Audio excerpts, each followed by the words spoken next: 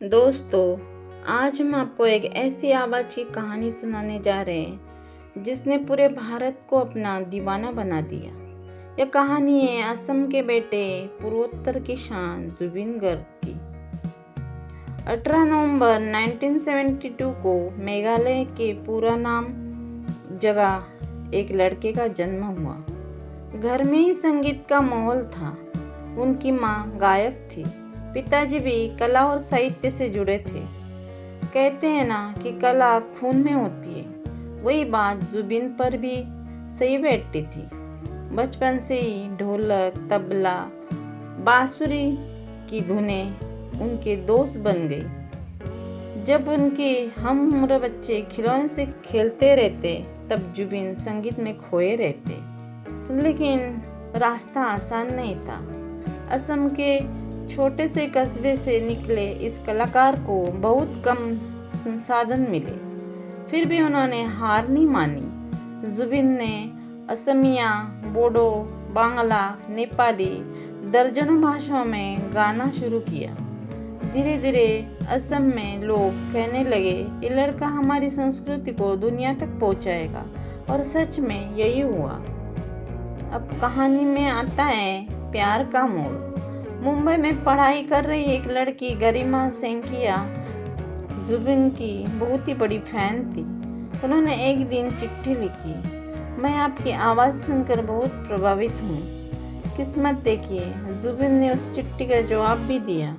दोस्तों, दोनों में बात होने लगी, दोस्ती हुई और फिर दोस्ती प्यार में बदल गई। लेकिन गरिमा के पिताजी को यह रिश्ता मंजूर नहीं था। वो चाहते थे कि बेटी किसी सेटल इंसान से शादी करे, ना कि एक संघर्ष कर रहे गायक से। मगर कहते हैं ना, सच्चा प्यार रुकता नहीं। 2002 में तमाम मुश्किलों के बावजूद दोनों ने शादी कर ली, और आज गरिमा जुबिन की जीवन संगी नहीं बल्कि उनकी करियर की साथी भी मानी जाती है।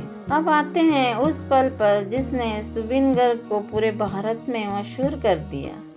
साल था 2006। फिल्म थी gangster, a love story. Music director Pritam ने जुबिन को बुलाया और कहा, एक गाना है, बहुत दिल से गाना पड़ेगा, नाम है या अली। जुबिन ने गाना शुरू किया, और दोस्तों, जब ये गाना रिलीज हुआ तो पूरे देश में तूफान मच गया। हर गली, हर कॉलेज, हर दुकान पर सिर्फ एक ही आवाज़ गूंज रही थी, या अली। उन दिनों में जुबिन सिर्फ असम में ही नहीं, पूरे भारत के स्टार बन गए। जुबिन का सफ़र यही नहीं रुका। उन्होंने करीब 38,000 से ज़्यादा गाने गाए। सोचिए, 40 से भी ज़्यादा भाषाओं में उनका बड़ा आंकड़ा शायद ही किसी गायक ने छुआ हो। वो गाते नहीं थे, वो जादू करते थे। उनकी आवाज़ लोगों के दिल में धड़कनों में बस जाती थी। जुबिन सिर्फ गायक नहीं थे, बल्कि समाज सेवी भी थे। असम के बाढ़ पीड़ितों की मदद करना, युवाओं को नशे से दूर रहने की प्रेरणा देना, ये सब उनके जीवन का हिस्सा था। वो कहते थे, अगर मेरी आवाज़ लोगों का दर्द कम कर रही सकती है तो उसका कोई मतलब नहीं है। लेकिन दोस्तों, ज़िंदगी हमेशा वैसी नहीं चलती जैसे हम चाहते हैं। 19 सितंबर 2025 को सिंगापुर में स्कूबा डाइविंग के दौरान एक हादसा हुआ और जुबिन हमें छोड़कर चले गए। एक खबर सुनकर पूरा पूर्वोत्तर, पूरा भारत रो पड़ा। हर कोई पूछ रहा था, क्या सच में जुबिन अब नहीं रहे? 23 सितंबर 2025 को उनका पार्थिव शरीर गुवाहाटी लाया गया। सरुजिया स्टेडियम में लाखों लोग उमड़ पड़े। उतनी भीड़ कि उसे दुनिया की चौथी सबसे बड़ी अंतिम सभा कहा गया। लोगों के हाथों में मोमबत्तियां थी, आंखों में आंसू थे, और दिल में बस एक ही आवाज़ गूंज रही थी, जुबिन दा अमर रहो।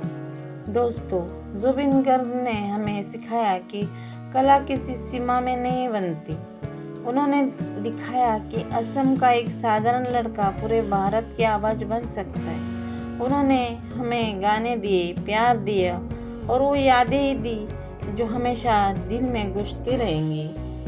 आज वो हमारे बीच नहीं है, लेकिन उनकी धुनें उनकी आवाज़ हमेशा ज़िंदा रहेगी, क्योंकि कलाकार कभी मरते नहीं हैं, वो अपनी आवाज़ से अमर हो जाते हैं। दोस्तों, आपको ये कहानी कैसी लगी कमेंट करके ज़रूर बताइएगा, और पसंद आए तो हमारे चैनल को सब्सक्राइब ज़रूर कीजिएगा।